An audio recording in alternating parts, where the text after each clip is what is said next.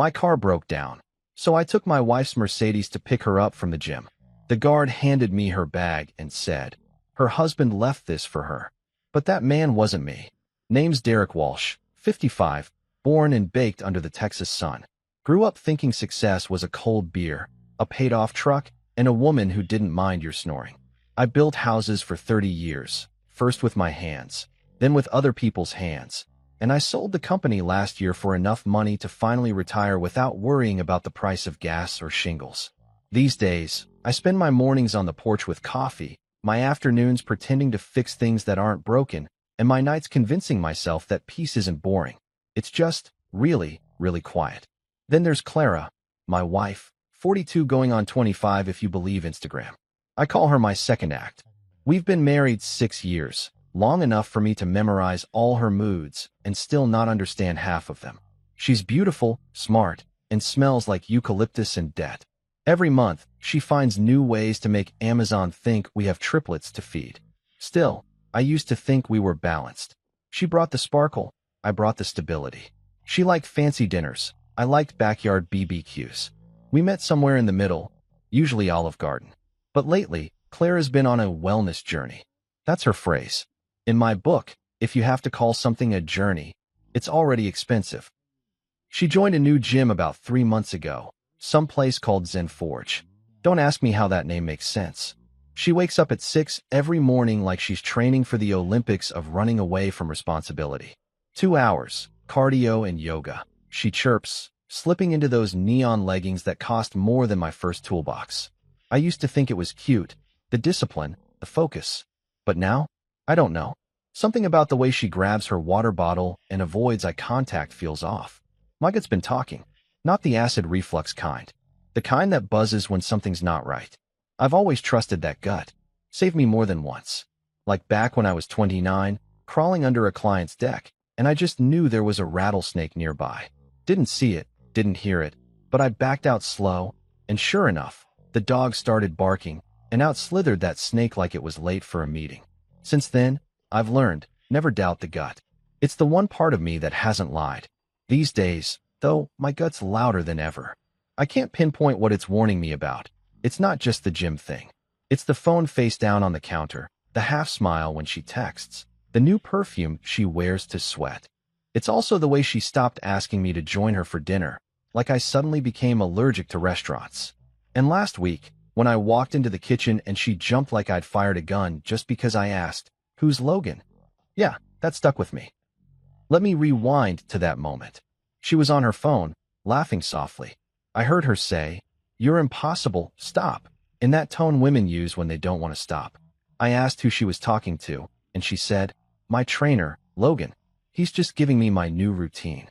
Then she changed the topic faster than a politician under oath. At the time, I played it cool.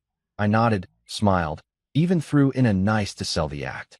But something about the way her hand trembled when she set the phone down. Yeah, my gut logged that into the keep an eye on this folder. So, I started observing. Nothing crazy. I'm not the kind of man who installs spy cameras or tracks phones. I'm the kind who waits, watches, and builds a solid case before saying a word. It's a habit from years in construction. Measure twice, cut once, and never demolish what you might still want to live in. Still, there's a difference between peace and ignorance. And right now, I'm straddling that line like a man trying to balance on a wet fence. Anyway, I'm sitting on the porch one Thursday morning, sipping coffee and watching our neighbor, Martha, power walk her poodle like it's part of the Marines, when Clara steps out, dressed in another athleisure masterpiece. Tight leggings, crop top, matching headband. She looks good, too good. I whistle, because that's what husbands are supposed to do when their wives look like magazine ads. She gives me that polite smile you give a cashier when they compliment your groceries. Then she says, "Don't forget we have dinner with the Turners on Saturday." The Turners. Lord help me. Her parents. If pretentious had a family crest, it'd be hanging over their fireplace. Margaret Turner thinks I'm too practical. Henry Turner once told me I dress like I'm always 10 minutes away from mowing a lawn. I told him it's because I like being ready for emergencies, like this conversation. They come from that side of society where they call regular folks salt of the earth, but wouldn't touch the salt shaker themselves. I grin at Clara and say, "Can't wait." I'll polish my boots. She rolls her eyes. Please don't wear those. Dad's friend from the club will be there. I chuckle. The club? Oh no, wouldn't want to scare the elites with denim and decency. She sighs like I'm the burden of her lifetime. I sip my coffee, calm as Sunday. After she drives off, I sit there listening to the birds and my own unease. You ever get that feeling where your peace is too quiet, like something's sneaking up behind it? That's me lately. Every time she says yoga, I hear story. Every time she says client call, I smell cologne that isn't mine. Later that day, I stop by Joe's Hardware. Old habits die hard. Joe's a talker, runs the kind of shop that's half business, half therapy. He leans over the counter and says, "Heard your wife's been hittin' that new Zenforge place. My cousin works maintenance there. Says it's like a soap opera in spandex." I raise an eyebrow. Soap opera? He grins. Trainers flirtin', clients flexin', folks pretendin' they're single. My cousin says it's wild. I chuckle, but inside my stomach tightens. Small towns run on gossip, and gossip's rarely a liar. It just adds extra seasoning. That night, Clara's unusually cheerful. She talks about her progress and how her trainer says she's got great potential. Potential for what? I ask. She laughs. Endurance. Core strength. I smirk. Yeah, I've noticed your core's been very dedicated lately. She misses the sarcasm completely or pretends to. Then she says, "You should join me sometime, Derek. You'd love the atmosphere." I snort. Sweetheart, the only atmosphere I need is the one with a grill, a recliner, and the Cowboys game. She rolls her eyes and heads upstairs. A minute later, I hear her phone buzz and a soft giggle that doesn't belong to a wife texting her husband. That's when I decide something. I'm done ignoring my gut. Over the next few days, I keep my cool. Still make her breakfast. Still nod and smile. But I also start paying attention. She leaves at 6:15 every morning. Says she'll be back by 8:30. Twice, she came home closer to 10, claiming she stayed late to stretch. If stretching takes 2 extra hours, she's auditioning for Cirque du Soleil. By Sunday, I'm convinced something's cooking. Maybe it's nothing. Maybe it's everything. But peace doesn't feel like peace anymore. It feels like waiting for a storm you can smell but not see. That evening, I find myself walking through the house with a weird sense of nostalgia. Every photo on the wall feels like an old commercial for a product that's been discontinued. The laughter in those frames feels rented. We built this life together. Her decorating, me fixing. But now it's like the foundation's cracking and only I can hear it. I pour myself a bourbon and sit on the back porch, watching the sunset bleed into the horizon. The dog, Buddy, plops down beside me, giving me that look dogs give when they know you're thinking too much. I scratch his head and mutter, "You ever get that sense someone's painting over the truth, bud?" He licks my hand. That's a yes. I glance toward the driveway, where her Mercedes gleams like a trophy. She loves that car more than she loves air. I bought it 2 years ago after she said the old SUV didn't match her brand. I didn't even know we had a brand. But it made her happy. At least, that's what I thought back then. Now I'm not so sure what makes her happy. Or who. Still, I'm not rushing into accusations. That's not my style. I've seen too many good things ruined by hasty demolition. You gotta find the right beam before you swing the hammer. So, for now, I let her think everything's fine. I'll wait. I'll watch. My gut's talking again, low but steady. It says, "Derek, something's coming." And I believe it. Because peace only lasts until someone mistakes it for weakness. So I finish my bourbon, watch the sun disappear behind the oak trees, and whisper, "Let's see where this journey takes us, Clara. You keep running, and I'll keep measuring. Because I might be retired, but I've still got one last blueprint left in me." Wednesday morning started like any other, a symphony of small annoyances. The coffee machine sputtered, the news anchors were yelling about politics like unpaid actors, and Clara left the bathroom light on again, as if electricity were free with every yoga membership. I told myself, "Derek, today you'll stay calm. No drama. No overthinking." Spoiler, that promise didn't survive till noon. I was supposed to head to the hardware store to grab some deck screws for my neighbor, Hal, who somehow managed to build a shed that leaned like it was drunk. I get in my old Silverado, my pride, my companion through every Texas storm, and she decides to pull a Shakespearean death scene right there in the HEB parking lot. I turn the key, engine sputters, coughs, and dies with the kind of finality that says, "It's been real, partner." I sit there staring at the steering wheel, muttering, "You couldn't have waited till I got the groceries, huh?" Now, normally, I'd pop the hood, tinker a bit, and get her running again. But it's 100 degrees, and my patience has a shorter lifespan than a TikTok trend. So I call a tow truck, and in the meantime, I call Clara. "Hey, sweetheart, truck's dead." I say, "Mind if I take your car?" She hesitates a second too long. Yeah, sure, but I've got a class soon." "I'll be quick," I tell her. "Just gotta run errands." She sighs. "Fine. Keys are on the counter. Just be careful. It's due for detailing." Translation: don't get your blue-collar fingerprints on my luxury. I grin. "Copy that, Your Majesty." So I drive her Mercedes GLC. This rolling spa on wheels that smells like new leather, luxury perfume, and financial irresponsibility. I swear, the car even sighs when you close the door, like it's disappointed you're not wearing designer.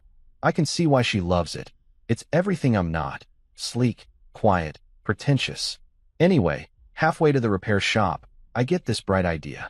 Clara's always saying I should be more spontaneous, right? So I figure I'll surprise her after her workout. Maybe grab smoothies. Maybe remind her that her husband still exists and can drive a German vehicle without crashing it. The gym, Zen Forge, sits right next to a boutique coffee shop called Grind and Glow, which sounds like a caffeine-fueled cult. The parking lot's full of shiny cars and people wearing more spandex than an Avengers movie. I park, step out, and immediately feel underdressed, like I've wandered into a fashion show for people who pretend to meditate. That's when Toby, the security guard, spots me. Toby's the kind of guy who looks like he used to play linebacker but now counts yoga mats for a living. He waves big and says, "Oh, you're early." She forgot her bag. Her husband dropped it off already. Now, I'm a patient man. I've dealt with inspectors, lawyers, and in-laws. But that sentence hits like a sucker punch. I blink and smile politely. "Come again." He laughs. "Yeah, her husband came by earlier. Real nice guy, dropped off her gym bag. Said she'd left it in his car." I chuckle because sometimes you need humor to buy time for rage. "That's so." "Sure is," he says proudly, like he's giving directions to heaven. She's inside, been here a while. Doing her second session today. Real dedicated. Dedicated, huh? That's one word for it. I thank Toby and head back to the car. My palms are sweating, but my face? Calm as a priest at confession. Inside the Mercedes, I stare at the dashboard for a minute, heart drumming like it's trying to get my attention. Her husband, Toby said. Now, unless Clara got remarried during her lunch break, there's something here that smells like rotten protein shakes. I glance at the passenger seat, where her fancy gym bag rests. Designer logo front and center, probably cost more than my first set of tools. Curiosity wins. I unzip it. Inside, towel, charger, water bottle, perfume, and something heavy at the bottom. I pull it out. A men's Rolex. Silver, clean, engraved on the back with the initials LP, and there it is, a receipt from a place called the Peachwood Grill, dated 2 nights ago. Signed, Logan Pierce. I lean back and exhale, long and slow. Well, ain't that a kick in the teeth? My first instinct isn't to rage, it's to calculate. My grandma always said, never raise your voice when you can raise your eyebrow. I zip the bag, put it back like I found it, and start thinking, who the hell is Logan Pierce? A trainer? A sugar daddy? A magician who makes my wife disappear for hours? I'll find out soon enough. When Clara finally walks out of the gym, she looks radiant, sweaty but glowing, like someone who just solved world hunger. She freezes the moment she sees her Mercedes. Her eyes flicker from the car to me, to the gym, then back to me again. That's 3 lies forming before she even opens her mouth. "Oh, you fixed the truck?" she asks, too cheerful. "Nope," I say, keeping my tone light. "Just borrowed yours. Toby said your husband dropped off your bag earlier." She blinks. The smile twitches like bad Wi-Fi. "Oh, he meant one of the trainers. We joke like that. You know Toby, always kidding." "Ah, I know it. Cute joke. Real knee slapper." She laughs nervously, then hugs me. Too tight, too fast, like she's trying to erase the last 30 seconds. "You didn't have to come all this way. I was about to head home. I figured I'd pick you up," I say. "Maybe get smoothies, my treat." "Actually, I already had one," she blurts. "Ah," I say again. "Productive day then." She nods, too quickly. Yup. Great day. Let's head home. On the drive back, she fills the silence with small talk. Weather, errands, some influencer she follows who manifested a Tesla.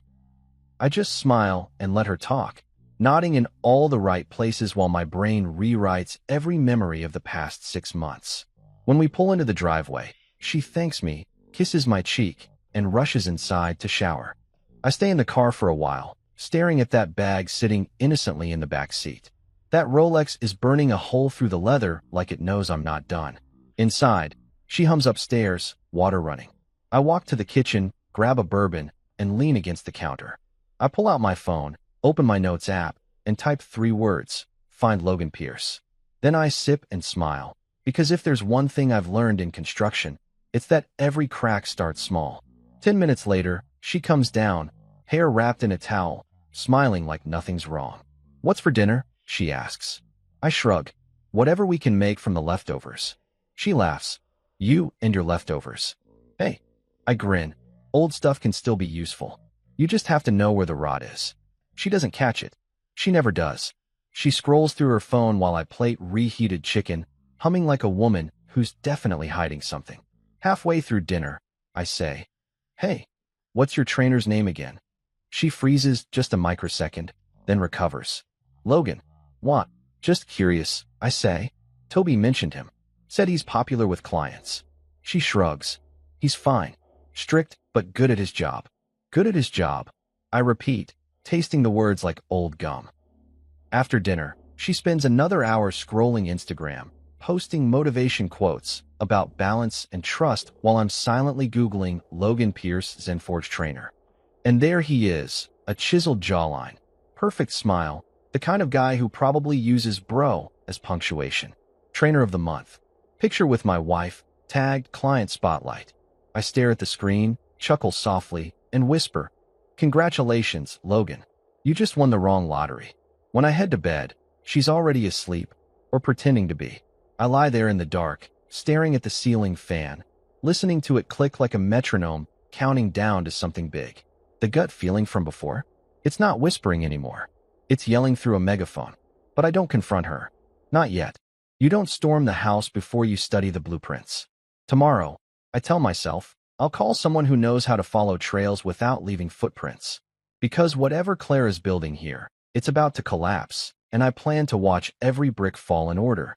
I take another slow breath and smirk in the dark.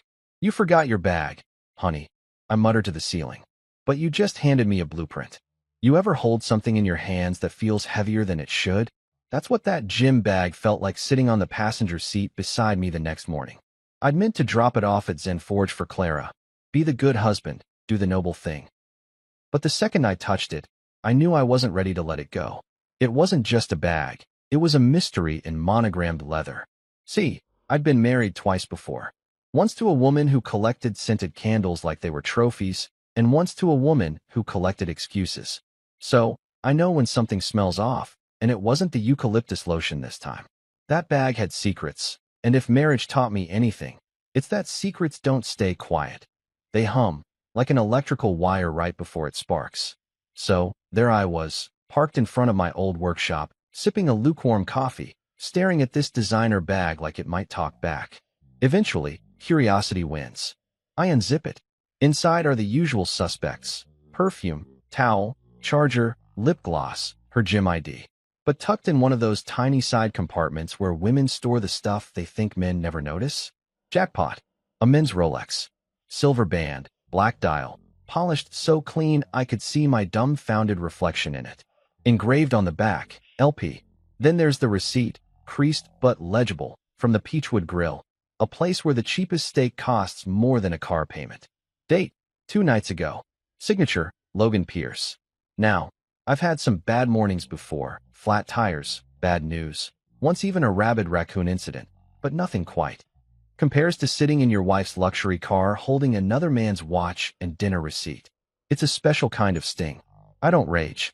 I don't throw things. I just sit there, breathing slow.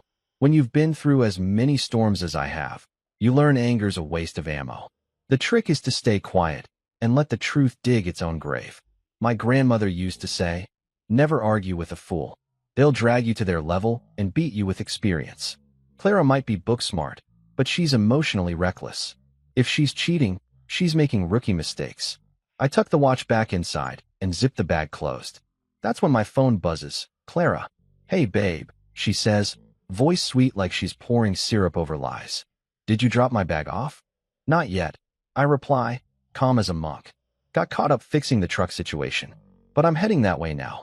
Oh, no rush, she chirps. I actually don't need it till later. Good to know, I say. By the way, you had a dinner charge at Peachwood Grill. Client meeting. Silence. 1 beat. 2. Then oh, yeah, a networking thing with some of the gym investors. You know, they're expanding locations. I nod, though she can't see me. Must have been a productive dinner. Who's Logan Pierce? She laughs, a little too fast, too loud. He's one of the trainers. You've met him, haven't you? I don't think so. Well, he's new. Young. Nice guy. Just helping me with a wellness plan. Wellness, I echo. That's what they're calling it now. Excuse me. Nothing, sweetheart. Drive safe. I hang up before she can. There's a long pause after the call where I just sit there, staring through the windshield, watching dust float in the morning light. You know that quiet right before thunder rolls in. That's what it felt like inside me. I could confront her now. Slam the watch down on the kitchen table, demand answers, start the fireworks early. But that's not my style. I built houses for a living. I don't start tearing down walls until I know which ones are load-bearing. So I decide to play it slow. When she comes home that evening, she's glowing. Literally glowing, all smiles and perfume. Hey, handsome, she says, kissing my cheek. You smell like grease and stress. I grin. And you smell like deceit and cardio. She laughs. You're so funny. I pour us both a glass of wine, pretending everything's fine. She talks about her day, her workout, her client goals. I nod, throw in the occasional uh-huh, and watch her lie without blinking. She's good, practiced. But people always forget. A man who's built foundations knows how to spot cracks. Later that night, while she showers, I pour myself a bourbon and sit at the kitchen counter with the Rolex. I spin it slowly, the second hand ticking like a countdown. My mind drifts back through the years, every project I finished, every blueprint I trusted. You measure twice, you cut once, and you don't start demolition until you know exactly what you're tearing down. That's when it hits me. I don't need to catch her in the act. I just need confirmation. Proof. Solid, photographic, can't squirm out of it proof. And I know just the man for the job. Russ Delaney. Old friend, former cop turned private investigator. The kind of guy who can find your cheating spouse, your lost dog, and your neighbor's Wi-Fi password, all in the same afternoon. I call him. Russ, it's Derek. He chuckles. Well, hell, you finally bored enough to commit a crime. Not yet, but I think someone's committing one against me. Talk to me. Name's Logan Pierce. Trainer at Zen Forge. I need eyes on him and Clara for a few days. Nothing loud, nothing messy. He whistles low. That gym again. Man, every time someone says wellness, it ends with someone crying in a lawyer's office. Yeah, well, let's make sure it's not me. Got it. Give me 3 days. I hang up, feeling that odd mix of dread and relief. It's like setting a trap. You don't want to catch anything, but you also really, really do. The next few days move slow, like the universe is teasing me. Claire is more cheerful than usual. That's the thing about guilt. It makes people act happier. She leaves earlier, hums while she packs, even brings me coffee once. You're in a good mood, I say. She smiles. Life's about balance. Balance. That word's doing a lot of heavy lifting in this marriage. By Thursday night, my gut's practically screaming, but I keep cool. I even cook dinner, steak, mashed potatoes, her favorite wine. We eat like normal people, and she tells me she's going to an early training session the next morning. Good for you, I say. Get that heart rate up. She beams. You're so supportive. If only she knew. The next morning, I watch from the window as she drives off in the Mercedes. She doesn't notice me wave. I don't even blink until the car disappears down the street. Hours later, Russ calls. Got something for you. You might want to sit down. I'm already sitting. Good. 'Cause this one's classic. He tells me he followed them after their morning session. Says they grabbed lunch, held hands across the table like a Hallmark movie. Then they drove to the Peachwood Grill. Same booth, same order, same fake smiles.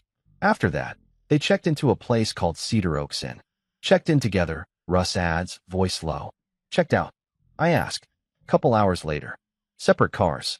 I thank him, hang up, and pour myself another bourbon. The ice clinks like punctuation in the silence. You know what's funny? The calm that comes after confirmation. It's not rage, it's focus. Like I finally have the blueprint. I stare at the Rolex again, that shiny little trophy of betrayal. There's no more guessing. Clara's lies just turned into my strategy. I could go nuclear, sure. Yell, scream, throw her stuff out. But where's the satisfaction in that? No, I'm a builder. I don't explode, I rebuild. So I start sketching plans in my mind. Quiet plans. Smart ones. The kind that end with me holding all the cards while she wonders how she lost the deck. When Clara comes home that night, she's all smiles. Long day. She sighs, tossing her shoes by the door. Yeah, I say, smiling. You must be exhausted. She leans down to kiss me. You have no idea.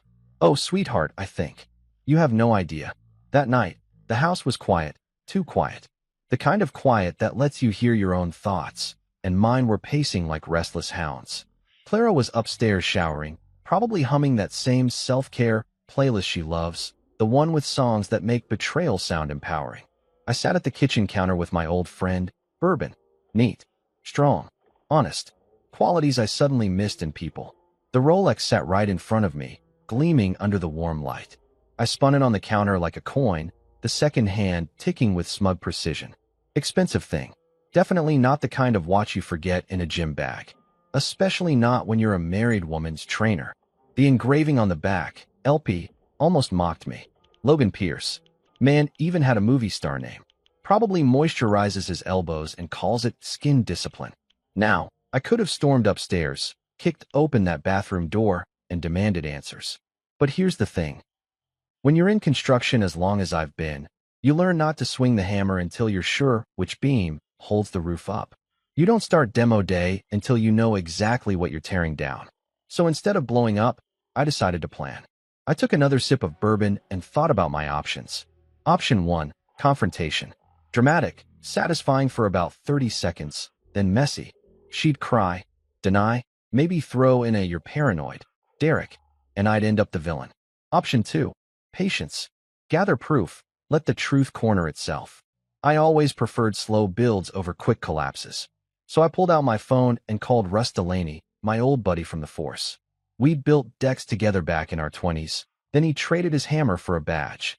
Now he's a private investigator, semi-retired, spends half his time fishing and the other half catching cheaters who think sunglasses and secrecy make them invisible. Russ, I said when he picked up, you still in the business of digging up ugly truths? He chuckled, that same gravelly laugh that sounded like it had seen too many crime scenes and cheap cigars. Well, if it pays better than trout, sure. Who we looking at? My wife, and a guy named Logan Pierce, trainer at Zen Forge. He whistled low. Oof, the old gym romance. Classic. Nothing like endorphins and bad lighting to make people forget their vows. You want me to tail him? Yeah, I just need confirmation. Names, faces, maybe a receipt that doesn't involve kale smoothies. Got it. Give me 3 days. 3 days. That's all I needed to keep calm. I hung up, put my phone face down, and stared out the kitchen window. The Texas night stretched wide and silent, moonlight spilling over the yard like a spotlight on a man about to make a terrible decision. The dog, Buddy, slept by the door, occasionally twitching in his dreams, probably chasing rabbits or better spouses. Upstairs, Clara's shower turned off. I quickly slipped the Rolex back in the bag, zipped it shut, and placed it right where it was before, on the counter near her purse. I poured another half-inch of bourbon just as she walked in, wearing a silk robe and that fake smile she saves for when she's trying to act normal. Long day? She asked, voice soft, practiced. Something like that, I said, swirling the drink. You? Oh, you know, cardio, yoga, mindfulness. She opened the fridge, pulled out a bottle of sparkling water, her latest clean living obsession, and leaned against the counter. You didn't happen to drop my gym bag off, did you? Nah, I said casually. Didn't have time. Figured I'd bring it tomorrow. Her eyes flicked to the bag, then back to me, just for a second. Most people wouldn't notice it. I did. The little micro-expression of panic before she smoothed it over with a smile. Oh, that's fine. I'll take it tomorrow. I smiled. Good plan. She tilted her head, maybe sensing something under the surface. You okay, Derek? You've been quiet lately. Just enjoying the peace, I said, with a grin that probably looked a little too sharp. You ever notice how quiet can tell you things noise can't? She blinked, confused. What does that mean? Nothing, I said. Just a thought. She shrugged and padded upstairs, leaving me alone again with the bourbon, the watch, and my thoughts. I didn't sleep much that night. Every sound, the fridge hum, the creak of the stairs, even Buddy's snoring, felt like static on a bad frequency. My mind replayed every moment of our marriage in reverse, trying to pinpoint when the crack started. Maybe it was that first networking trip to Austin last fall, or the sudden shift from Netflix nights to early workouts. Or maybe it was me, thinking comfort was enough to keep love interesting. By the next morning, I'd made up my mind. No confrontation until I had facts. Not suspicions, not assumptions, facts. Because when I move, I don't miss. Clara left early again, yoga mat in hand. Same script as always. I watched her drive off, then sat at the table with my phone, waiting for Russ to deliver the truth. The man's efficient. By day 2, he texted me.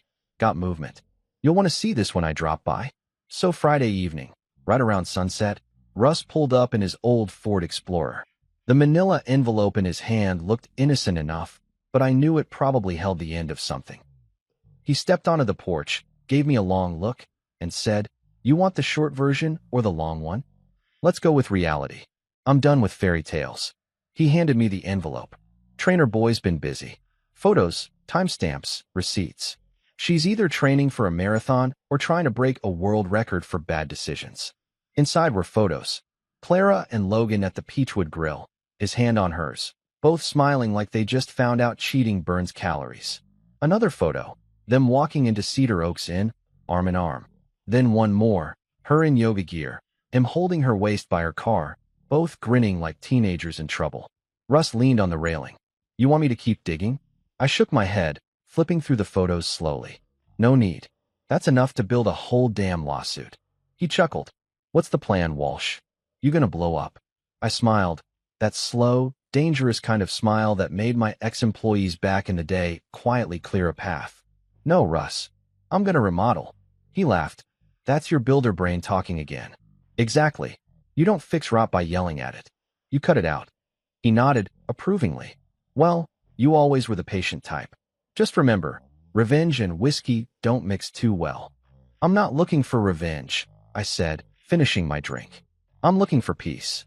I just planned to make it expensive for her. After Russ left, I sat back down at the counter, the photos spread out like blueprints for a demolition job. It was almost artistic, the way she smiled at him, the way he looked at her. Like a masterpiece of betrayal, framed in arrogance. I poured another drink, stared at the Rolex one last time, and thought about the irony. Here I was, a man who spent his life building homes, realizing the one I lived in had no foundation left. The whole thing was a facade, painted walls, hollow beams, expensive finishes hiding the cracks underneath. But I wasn't going to let it break me. Hell no. I'd built too many houses to let one collapse define me. Instead, I decided to rebuild, quietly, thoughtfully, strategically. That night, before heading to bed, I logged into our joint bank account, just to take inventory, you know. And wouldn't you know it, Miss Financial Mindfulness had been generous with her spending. Spa retreats, boutique gyms, weekend getaways that suddenly made sense now. So I drafted a new plan. Step 1, separate accounts. Step 2, talk to my accountant about asset protection. Step 3, smile like nothing's wrong until I own every piece of calm she can't touch.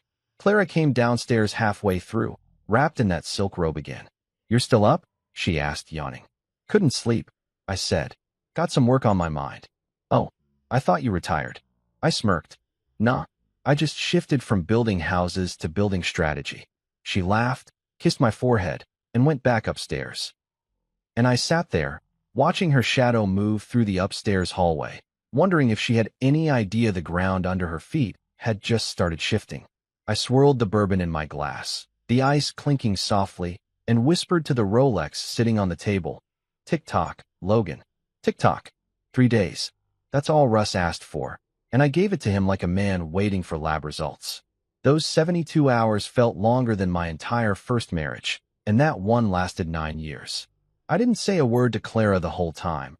Not about the gym, not about the watch, not even about the truck still sitting like a dead soldier in the mechanic's yard. She thought I was just moody. You need to meditate, she told me. Yeah, sure, because deep breathing fixes betrayal. By the time Russ texted, "Coffee and truth, 9 a.m., I'd already braced myself. There's a special kind of calm that comes before you get proof of something you already know. It's like your brain is trying to comfort you while your heart's in the back screaming, "Don't open that envelope." He showed up at my house right on time, wearing his usual fishing hat and that grin of someone who's about to drop dynamite into your pond. "Got you your morning news," he said, setting a manila envelope on my counter. "No subscriptions required. Tell me you at least brought donuts with that?" I muttered, pouring 2 coffees. He grinned. "No donuts, but I brought closure." We sat at the kitchen island, steam rising from the mugs between us. My palms itched as I opened the envelope, half expecting smoke to billow out. Inside were photographs, actual printed photos. Russ is old school like that.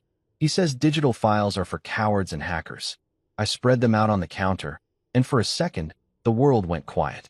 There she was, Clara, my wife, sitting across from Logan Pierce at the Peachwood Grill, the same restaurant from the receipt.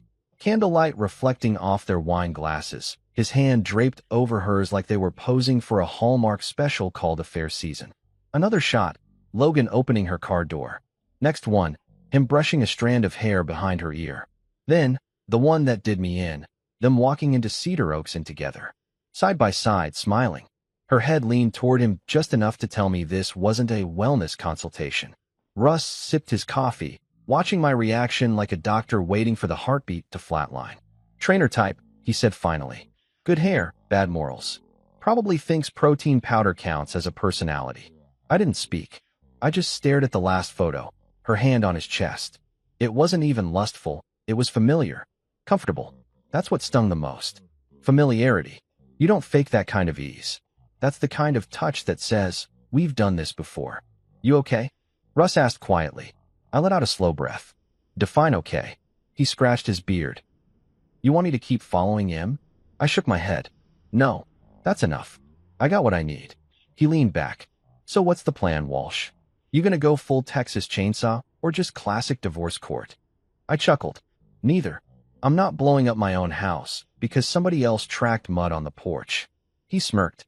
"So you're staying calm?" "Calm," I said, lifting my coffee. "But not quiet."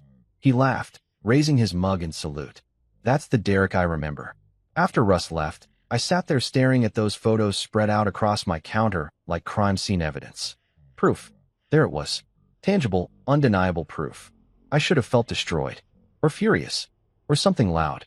But instead, I felt steady, focused, like I'd been living in fog, and someone finally opened a window. You ever notice how betrayal doesn't explode? It seeps, like water through drywall. Slow at first, then one day, you realize the whole wall's rotten. Clara's been seeping lies for months. All I did was finally pull off the wallpaper. Around noon, I poured myself a bourbon. Yeah, I know, too early. But so's adultery, so we're even. I took my glass and the photos out back, sat on the porch swing, and let the wind flip them around on the table like cards in a bad poker hand. Buddy, my dog, jumped up beside me, his head resting on my knee. "She's a piece of work, huh, bud?" He wagged his tail, probably thinking I meant he was getting a treat. "You ever notice how cheaters always look happier before they get caught?" I asked him. He yawned. Smart dog. Knew this wasn't his problem. I thought about the irony. Clara married me because she said she was tired of immature men. Wanted someone stable, dependable. Well, congratulations, sweetheart. You got dependable. Too bad you confused stability with stupidity. The more I stared at those pictures, the more the edges of my anger sharpened into something useful. Revenge wasn't my style, but restoration? That I could do. See, when you spend your life building things, you also learn how to rebuild them better, stronger, smarter, quieter. By evening, Clara came home, humming some upbeat song about self-love. She dropped her gym bag by the door and walked into the kitchen. "Hey babe," she chirped. "You're home early." I smiled from the table. "Yeah, had a productive day." She kissed my cheek, then reached for the fridge. "You okay?" You look intense. I'm great, I said. Just working on a new project. Oh, she turned, curious. What kind of project? I grinned. A remodeling one. She laughed, oblivious. You miss construction, huh? You have no idea, I said, sipping my bourbon. She didn't even notice the envelope sitting under a stack of mail. Didn't see the photos waiting like landmines. She poured herself a glass of sparkling water and went upstairs to shower, humming the same damn tune. I watched her go, and part of me almost pitied her. Almost. That night, I laid the photos out on my workbench in the garage. My old domain. The smell of sawdust and oil always calmed me. I looked at those faces, hers and his, and thought, you have no idea what's coming, do you? Because I wasn't just going to confront her. Oh no, I was going to rebuild my piece, brick by brick, and leave her wondering how the hell the walls closed in. I called Russ again. You still got that contact at the gym? Yeah. What? I might need a little help with some policy enforcement. He laughed. You're a dangerous man, Derek. Only when I've been pushed into early retirement. I spent the rest of the night planning. Step 1. Confirm whether this Logan idiot was officially on payroll or just freelancing his stupidity. Step 2. Find out if ZenForge had any ethics clauses about trainer-client relationships. Step 3. Use that information to make both of them very, very uncomfortable. By morning, I had a full plan drawn out on a notepad like I was drafting blueprints. Clara thought she was playing a game. I was building the arena. When she left for yoga again, I made my move. I printed a copy of the gym's code of conduct off their website, because every fancy fitness club likes to pretend they're one HR meeting away from sainthood. Underlined in bold, romantic or sexual relationships between staff and clients are strictly prohibited and grounds for termination. Perfect. Then I stapled the policy to one of Russ's photos, Clara and Logan holding hands, and slipped it into an envelope marked confidential. I addressed it to the gym's manager, Mr. Crawford, who looked like a man that still believed in rules. I wrote a polite note. Dear Mr. Crawford, as a concerned community member and former business owner, I wanted to bring to your attention a potential breach of professional policy within your facility. Out of respect for your staff and members, I'll keep this matter discreet. I trust you'll handle it appropriately. DW. Then I drove to the gym, parked 2 blocks away, and dropped the envelope in the mail slot like a man delivering divine justice. Walking back to my truck, I felt lighter than I had in weeks. There's something peaceful about taking action quietly. No yelling, no drama, just precision. Like tightening the last screw on a perfectly fitted frame. That evening, Clara came home glowing again. Hey, you'll never guess who's being promoted at the gym, she said. Logan might be getting a senior trainer position. I sipped my coffee, smiling inside. That's so? Sounds like a big responsibility. Yeah, they're doing evaluations this week. I raised my cup. Well, I'm sure he'll make a lasting impression. She grinned. You're funny. I'm patient, I corrected. The next morning, my phone buzzed. Russ again. You're gonna love this, he said. Logan just got called into the manager's office. 10 minutes later, he walked out looking like he'd swallowed a cactus. Guess who was standing there watching? I smirked. Let me guess, his client? You bet. She froze like a deer in headlights. I hung up, sat back, and let out a long breath. Justice, it turns out, doesn't always need noise. Sometimes it just needs timing. I looked at the photos one last time before sliding them into a folder labeled Completed Projects.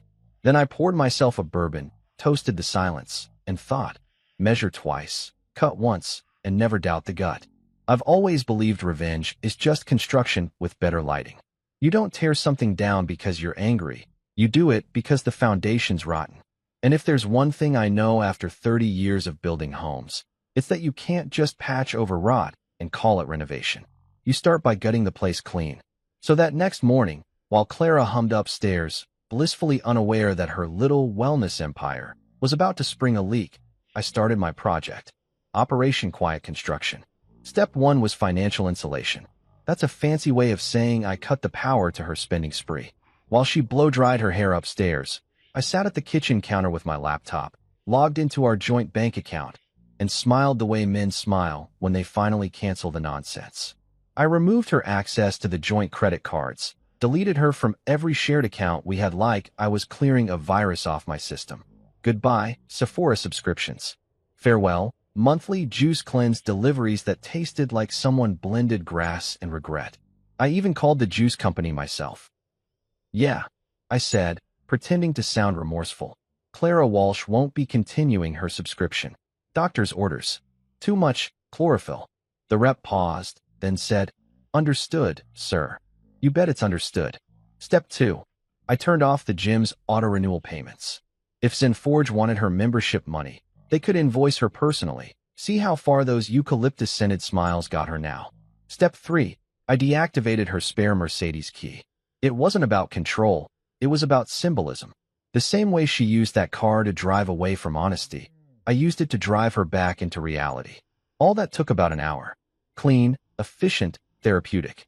I hadn't felt that focus since I built my first home on my own. Just me, my tools, and no one telling me I was overreacting. By the time Clara floated down the stairs, all toned and smug in her Sunday reset yoga outfit, I was sipping coffee like a man who'd just found inner peace on clearance. Morning, sweetheart, she said, kissing my cheek. You're up early. Couldn't sleep, I said. I was doing some light restructuring. She smiled. Oh, another home project. Something like that. She poured her almond milk latte, because God forbid we use real milk, and scrolled through her phone. I watched her face shift from relaxed to confused to slightly pale as the texts started coming in. Oh, weird, she murmured. My card's declining on the Salon app. Must be a glitch, I said. Technology's funny like that. She tried another one, and my gym autopay failed. Huh, I said deadpan. That's unfortunate. Guess you'll have to stretch your budget manually. She laughed nervously, probably thinking I was kidding. Right? You're funny. I wasn't. After breakfast, she left for HIIT training at ZenForge. I watched her go, my gut no longer whispering but humming with satisfaction. The storm was forming nicely, and all I had to do was let it rain. I didn't plan to go full soap opera. No dramatic confrontations. No shouting matches that end with someone throwing wine. I wanted precision. The kind that leaves people wondering if karma drives a pickup truck. I printed the photos Russ had given me, the incriminating ones, and slid them into a neat folder labeled Policy Violation. On top, I placed a copy of ZenForge Trainer-Client Ethics Clause, which I downloaded and highlighted like a proud tattletale. Then I drafted a short, polite email to the gym manager, Mr. Crawford. Subject, confidential matter, policy breach. Dear Mr. Crawford, I'm reaching out regarding an important concern involving one of your staff members, Mr. Logan Pierce, and a client currently enrolled at ZenForge.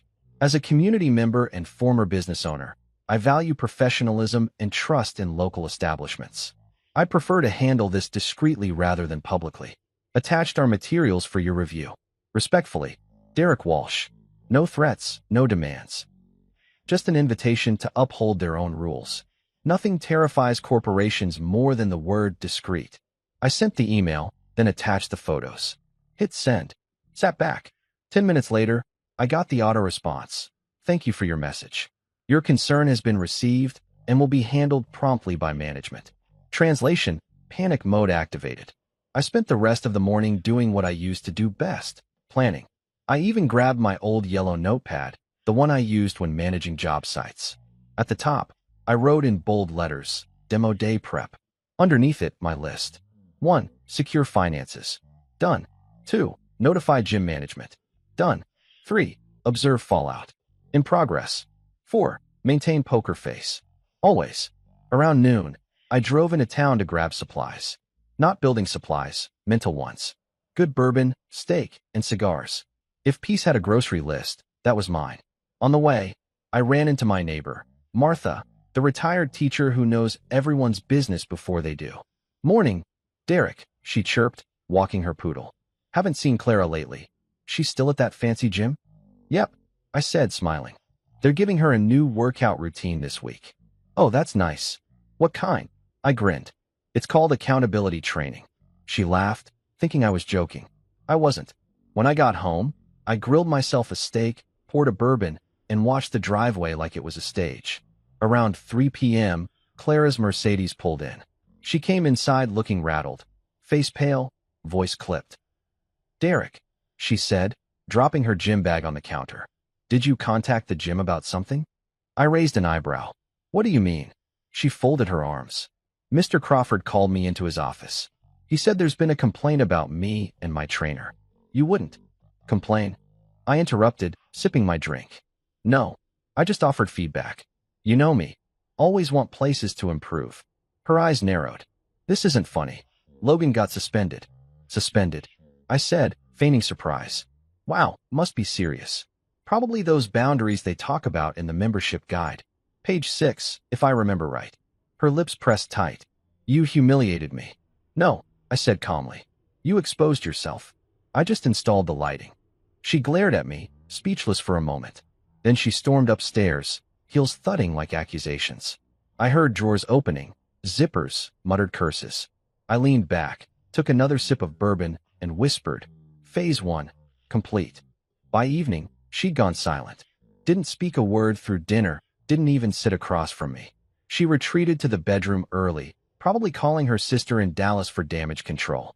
I stayed downstairs with Buddy, watching Yellowstone reruns and letting the irony wash over me. Now, I'm not heartless. I didn't enjoy seeing her flustered. Well, not entirely. But let's be honest, after months of deceit, watching her finally face a consequence felt like a man standing in the rain after a drought. Cleansing. Later that night, I checked my email again. There it was, an official message from Mr. Crawford. Subject, confidential matter, policy breach. Mr. Walsh, thank you for bringing this to our attention. We take all matters of professionalism very seriously. After reviewing your submission, we have terminated Mr. Pierce's employment, effective immediately. We appreciate your discretion in this matter. C. Crawford, General Manager. I sat there, reading it twice, maybe 3 times. That single word, terminated, had never looked so poetic. Upstairs, I heard Clara pacing. Maybe she was realizing her gym community just evicted her secret. Maybe she was realizing that the man she'd betrayed wasn't the fool she thought he was. I poured myself one last drink, raised the glass to the ceiling, and said quietly, to reconstruction, may the walls hold better this time. I slept like a baby that night. The next morning, Clara barely looked at me. She grabbed a suitcase from the closet, stuffing it with clothes and fury. I'm going to stay with my sister for a while, she said flatly. I nodded. Take your time. Reflection's cheaper than therapy. She stopped at the door. You think this makes you better than me? No, I said, sipping my coffee. Just smarter. When the door slammed, the silence that followed didn't hurt, it healed. The house, once filled with her scented candles and motivational quotes, finally smelled like normal again, like coffee and peace. I took Buddy for a walk, nodded at Martha, and smiled when she said, Everything all right, Derek? Better than ever, I said. Just remodeling. And as we walked down the street, the sun hit just right, warming the back of my neck, and I realized something simple but true. Sometimes rebuilding your life doesn't mean starting from scratch. Sometimes it just means tearing out what's been quietly eating the beams and trusting your own damn hands again. By Friday afternoon, the air around our house felt thicker than a July heat wave in Amarillo. Clara hadn't said a word to me since her "I'm going to my sister's" declaration, which, for the record, she never followed through on. I guess packing drama for attention burns more calories than actually leaving. She'd been walking around all week like a wounded celebrity. Big sunglasses, long sighs, and that tragic silence people use when they're dying for you to ask, what's wrong? Spoiler, I didn't ask. Instead, I did what any man of peace and patience would do. I observed, listened, waited, because I knew one thing about Clara. She couldn't resist the urge to prove she was still in control. And sure enough, that Friday morning she strutted into the kitchen in her black leggings and a fresh Zen Forge Elite tank top, hair in a ponytail so tight it could hold grudges. I'm heading to the gym, she said coolly, grabbing her keys. Didn't they, have some management shakeup? I asked, all innocent. She shot me a look sharp enough to cut drywall. They reinstated my membership. Mr. Crawford personally apologized for the misunderstanding. I sipped my coffee, unimpressed. Oh, that's great news. Hope the new trainer's as talented as the last one. She froze for a second, then gave me that PR smile, the one that doesn't reach her eyes. You really should let things go, Derek. It's not healthy. Oh, don't worry, sweetheart, I said. I'm healthier than ever. Been doing some emotional cardio lately. Builds endurance. She rolled her eyes and left, slamming the door so hard the eucalyptus candle on the counter trembled. Now, if you think I just sat around after that, you don't know me. I'm a man of structure. When I build something, I follow through until the paint's dry. So, after finishing my coffee and giving Buddy a scratch behind the ears, I grabbed my truck keys, the real ones, not her Mercedes keys, and decided to pay Zen Forge a friendly visit. Call it curiosity. Call it poetic symmetry. I just wanted to see how the house I rattled was holding up. Zen Forge on a Friday afternoon looked like a Lululemon commercial exploded. Glossy floor, fake plants, and people pretending to find enlightenment between squats. I parked across the street, right under the no parking for non-members sign, because some rules are just suggestions when you've already paid your dues. From my spot, I had a perfect view through the floor-to-ceiling windows. Inside, there she was, Clara. On the treadmill, posture immaculate, pretending she wasn't sweating. She had her AirPods in, face set to strong, independent woman who didn't just get her a fair partner fired. But what really caught my attention was the ripple of whispers around her. Employees talking in low tones. One of the front desk girls glancing nervously toward the back office. Then I saw him, Mr. Crawford. Mid-50s, built like a linebacker who discovered kale late in life.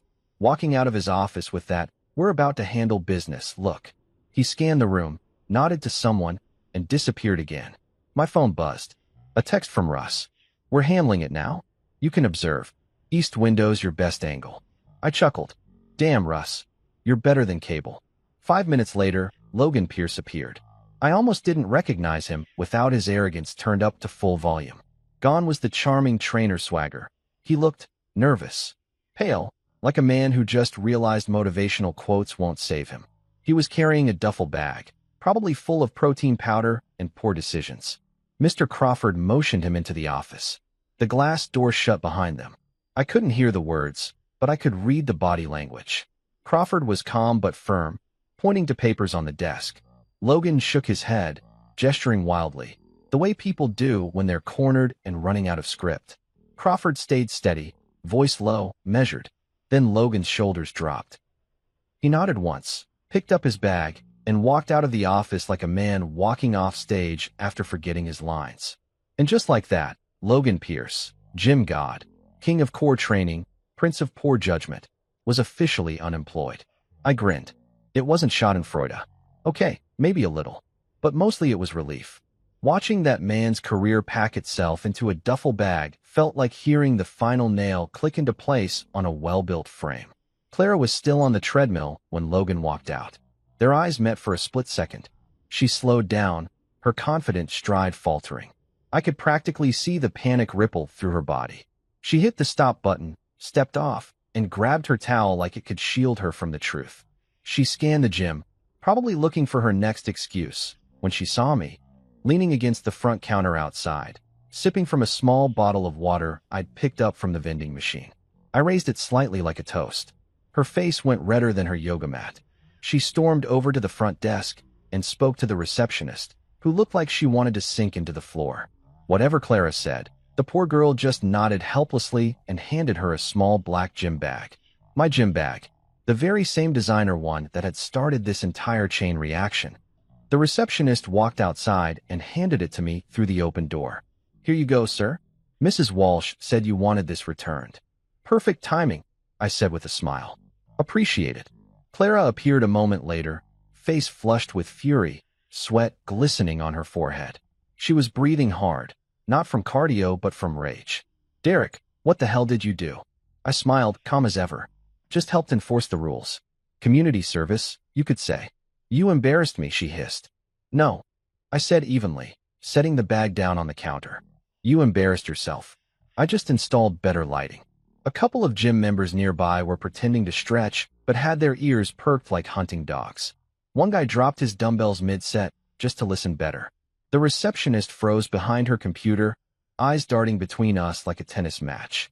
Clara lowered her voice, which, frankly, made her sound even more unhinged. "Do you have any idea how unprofessional this is?" "Unprofessional," I chuckled. Coming from the woman who turned yoga sessions into romantic comedies? Her jaw tightened. "You think this is funny?" "No, I think it's justice with air conditioning." She stepped closer, finger pointing at me. You think cutting off my cards, my accounts, humiliating me, it makes you some kind of hero? I shrugged. No, just a man reclaiming his peace. You should try it sometime. For a moment, neither of us spoke. The only sound was the faint whir of treadmills and the click-click of someone's earbuds case snapping shut. Then she shook her head, eyes glassy but defiant. You'll regret this, Derek. I smirked. I doubt it. Regrets for people who didn't take their gut seriously. She stared at me like she wanted to burn a hole through my skull, then spun on her heel and stormed toward the locker rooms. The gym floor stayed frozen for a few seconds. Then life awkwardly resumed. People pretending not to have just witnessed the emotional equivalent of a car crash. I turned to the receptionist, who looked like she might actually combust from stress. Sorry about the commotion, I said kindly. I'll be on my way. She nodded quickly. It's fine, sir. Have a nice day. Oh, I plan to, I said, slinging the bag over my shoulder. As I walked out, I passed Toby, the security guard who'd accidentally set this whole thing in motion. He gave me a sheepish wave. Everything all right, Mr. Walsh? Better than all right, I said.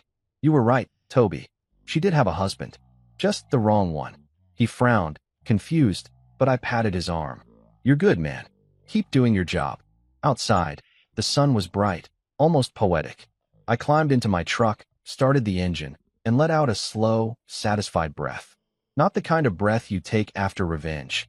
No, this was relief. Completion. The end of a long, ugly project finally nailed shut. On the drive home, I thought about everything that had led up to this moment. I'll be at the gym late. Every fake smile. Every little red flag I'd ignored because I wanted to believe in peace over confrontation. But peace without honesty is just quiet chaos, and I was done living in that. When I pulled into the driveway, Buddy barked once from the porch, tail wagging. I smiled, stepping out of the truck. Hey boy, I said, scratching his head. Project's done. Time to rest. Inside, the house was still. My bourbon bottle gleamed in the light like a medal. I poured myself a glass, sat in my favorite chair, and raised it toward the window. To gym memberships, I muttered with a grin. They really do teach discipline. And somewhere across town, Clara was probably realizing that no treadmill could outrun the truth. You ever notice how silence after an explosion feels louder than the blast itself? That was the house Saturday morning. No gym bags, no blenders roaring with kale smoothies, no high-pitched phone calls that start with, "Babe, you won't believe what my trainer said." Just stillness, and Buddy snoring like a chainsaw on the couch. It had been 24 hours since the incident at Zen Forge, or as the local gossip mill would soon call it, the day Derek brought the drama. I didn't plan to be a legend, but small towns don't give you much choice. You humiliate one fake fitness guru, and suddenly you're trending on the neighborhood Facebook group. I woke up early, brewed my coffee, and sat on the porch watching the Texas sun climb up like it was late for work. I should have felt vindicated. I'd executed my plan with surgical precision. Logan was out, Clara was exposed, and my peace, my sweet, hard-earned peace, was finally within reach. But instead of victory, what I felt was quiet. Not sad quiet, not angry quiet, just that deep, empty quiet you get after finishing a long project. Like standing in a room you built yourself and realizing it's time to move out. By 8 o'clock, the phone started vibrating. First Russ, then Martha from next door. Then, God help me, even my cousin Dean, who hasn't called me in 3 years unless he needs to borrow tools. Russ went first. "Morning, Walsh," he said, voice rough with amusement. "You made the rounds. My buddy's wife goes to Zen Forge. Said half the class saw your little showdown yesterday. You're a folk hero now." I sighed, sipping my coffee. Great. Every man's dream. To be famous for catching his wife mid-squat scandal. He laughed. "Oh, at least you handled it with style. No yelling, no throwing weights, no viral video of you breaking down." "Give it time," I said dryly. "Someone probably edited a TikTok already." He paused. "How's she holding up?" "Which one?" I asked. "The ex-trainer or the soon-to-be ex-wife?" He chuckled. "You tell me. Let's just say one's unemployed and the other's emotionally overdraft." "That's poetic, man. You good?" "I'm fine," I said. And I was. Mostly. After hanging up, I spent the morning doing something I hadn't done in weeks, working on the backyard, trimming the hedge, fixing the loose gate hinge, clearing out the flower bed Clara swore she'd landscape professionally, but never touched. It felt good, grounding. You can't control betrayal, but you can control weeds. Around noon, I went inside to grab lunch, and there she was. Clara, standing in the kitchen doorway like she'd been rehearsing an entrance.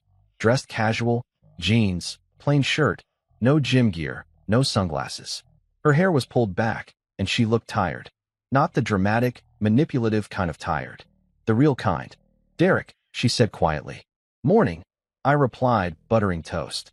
"You want coffee? I got the good beans." "No, thanks." She hesitated, then sat across from me at the table like we were two coworkers forced into a post-HR meeting. "You really think you've handled this well?" I smiled without looking up. "I think I handled it legally, calmly, and with impeccable timing." "Why? You were expecting fireworks." "You could have just talked to me," she said. I set the knife down. "Clara, you've been lying to my face for months. If I'd talked to you, you'd have gaslighted me so hard I'd start apologizing for building the house we live in." Her eyes flashed. "That's unfair." "So was bringing another man into our marriage," I said. She flinched, then crossed her arms. "You humiliated me in front of everyone." I leaned back, exhaling slowly. "No, you humiliated yourself in front of everyone. I just let the world see the version of you I'd been living with privately." Her eyes filled with tears, and for a second, I almost felt bad. Almost. But guilt's a tricky carpenter. It'll rebuild the walls you just tore down if you let it. She sniffed. "You cut off my cards, my accounts. Because you were spending our money on your fantasy life," I interrupted. "I just shut off the power to the illusion." She stared at me for a long time, probably realizing her old tricks, crying, guilt-tripping, rebranding herself as the victim, weren't going to work here. The silence stretched, heavy and uncomfortable. Then she said softly, "You were never really here, Derek. You were always building something, fixing something. You never just stopped and saw me." I laughed quietly. "Oh, I saw you, Clara. I just didn't recognize who you were pretending to be." She blinked away tears, grabbed her purse, and stood. "I'm staying at my sister's in Dallas for a while." I nodded. "Good. Take the time to reflect. Maybe they've got mirrors that show more than filters." She opened the door, then stopped halfway out. "You think you've won?" "No," I said simply. "I think I've finally stopped losing." The door clicked shut behind her, and the sound was cleaner than I expected. Final. After she left, I sat there for a while, staring at her untouched coffee mug. Then I let out a breath I didn't know I'd been holding. The weight on my chest, months of doubt, anger, second-guessing, finally lifted. I wasn't happy. Not yet. But peace doesn't come in fireworks. It shows up like an old dog, sits beside you, and doesn't leave. Later that day, Martha popped over with her poodle, nosy as ever. "So, I heard about the scene at Zen Forge," she said, eyes wide with delight. "You're practically a celebrity around here. Folks saying you handled it like a gentleman." I smiled faintly. "A gentleman who drinks bourbon at noon, sure." She laughed. "I always told you Clara was too shiny for her own good. You need someone grounded." "Martha, I don't even need someone. I just need silence and my dog." "Well, that's tragic," she said, then whispered conspiratorially. "But if you ever get lonely, my niece just moved to town. Divorced. Teaches Pilates. No trainers involved." I nearly spit out my drink. "Appreciate it, but I'm on a spiritual diet, cutting out drama and women who say energy alignment." That night, I got an email from Mr. Crawford at Zen Forge, short, professional, and unintentionally hilarious. Asterisk Mr. Walsh. "Thank you again for bringing the situation to our attention. We've terminated the trainer's contract and implemented additional ethics training for staff. We also appreciate your discretion in not pursuing further action. Sincerely, C. Crawford, General Manager Asterisk." I poured myself a drink, toasting the email. "Ethics training," I said aloud. "That's cute." Then I scrolled through my contacts and deleted Clara's name from my favorites list. Just her, not her number, because you can't erase a lesson by pretending it didn't happen, but from favorites. That felt symbolic enough. Sunday came, peaceful and quiet. The kind of day Texas was built for. I grilled ribs, shared scraps with Buddy, and watched football reruns. Halfway through the game, Russ called again. "You doing okay?" he asked. "Yeah," I said. "Real okay. Might even call it content." He laughed. "You thinking about dating again?" "Hell no," I said. "Last time I went fishing, I caught a shark that smiled for selfies. He barked out a laugh. Fair. So what's next, Builderman? I looked around at my house. Solid beams, sunlight through clean windows, the faint hum of an AC unit that didn't judge me. Next, I think I'm just gonna live. That sound's been missing for a while. He hummed. Well, for what it's worth, you handled it better than most. Quiet men always scare the loud ones. Yeah, I said with a grin. Turns out peace isn't passive, it's strategic. After the call, I took Buddy for a walk. We passed by Zen Forge, just for the hell of it. Through the glass, I saw new trainers, new faces, same fake plants. The place looked the same, but something about it felt different, emptier. I smiled and whispered to Buddy. Guess even temples of wellness need exorcisms sometimes. He wagged his tail, and we kept walking. Back home, I poured one last bourbon for the night and sat on the porch watching the sun dip below the horizon. The sky burned orange, then purple, then soft gray. It looked like closure. I thought about all the noise, lies, half-truths, polite smiles, and realized I didn't miss any of it. The quiet felt earned now, not lonely. Like something I built, beam by beam. And if anyone asked what happened between me and Clara, I'd tell them the truth. I didn't destroy anything. I just stopped pretending it was worth saving. Then I'd raise my glass and let the silence do the rest. You ever notice how some people treat noise like proof they're alive? Not me. I learned that peace, real, honest, bone-deep peace, doesn't sound like music or laughter or conversation. It sounds like a coffee mug clinking against a table, the creak of an old porch chair, and your dog's soft snore by your boots. It sounds like silence. And man, silence hits different when you've earned it.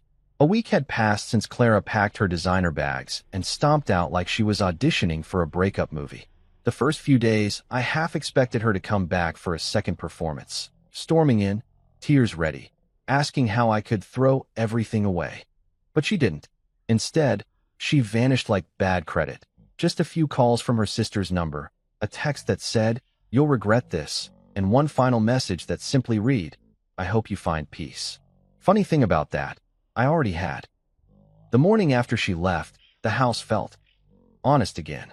The air wasn't perfumed with her eucalyptus